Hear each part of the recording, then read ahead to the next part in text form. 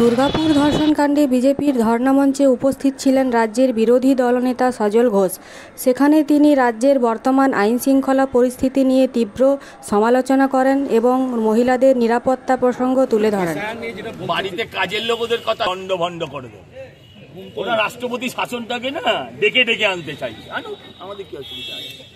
বলছে লন্ডভন্ড করে দেবে, হ্যাঁ, তারপর বলছে আগুন জ্বালিয়ে দেবো। একটা হাত কাঁপে, দেশলাই ধরাতে পারে না, বাড়িতে বিড়ি ধরাতে পারে না, সে বলছে পুরো মোথা বাড়ি জ্বালিয়ে দেবো, এইসব বলছে, চোখ উপড়ে দেবে। হ্যাঁ, এরা তো ওইটাই পারে। দেখুন, মানুষ যত দেখবে তত জানবে, যত জানবে তত কম মানবে, এটাই তো আছে, যাতে মানুষ না জানতে পারে, বুঝতে পারে, দেখতে পারে। বলছি, এনসিআরবি রিপোর্ট বলছে যে কলকাতায় দেশের 19টি বড় শহরের মধ্যে, তাহলে রিপোর্ট পাঠাবো না।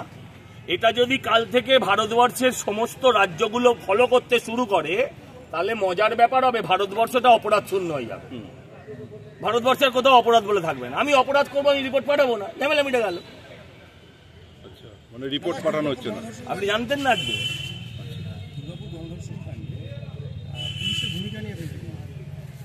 কি বলবো আবার, ছজন তো গ্রেপ্তার হলো, পুলিশকে পিঠে পানিয়ে খাওয়াবো? ওর কাজ তো ওটাই ছিল, গ্রেপ্তার করাই তোর কাজ, তাহলে মাইনে দিই কেন?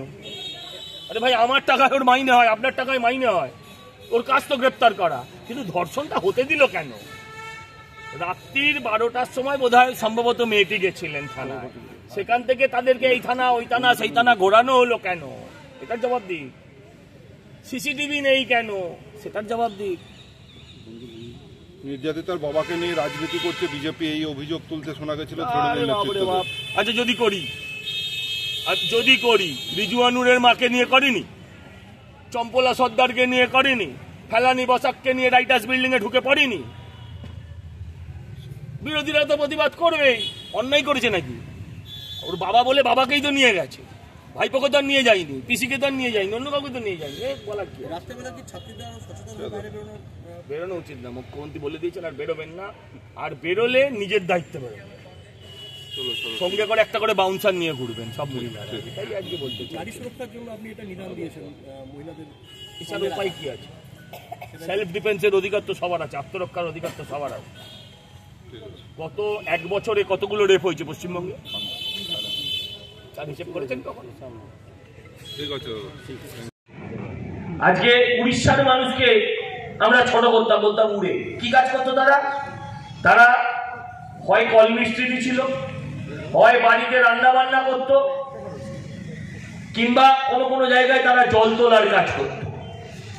ভারী বলা হতো, এক একটা জায়গায় এক একটা নামে তাদের ডাকে, কোথাও ভিস্তি, কোথাও ভারী। তারা জল তুলে তুলে বাড়িতে পৌঁছে গেছেন কোনোদিন ভুবনেশ্বরের মধ্যে 2-5 বছরের মধ্যে? খারাপ লাগে না বাঙালি হিসেবে?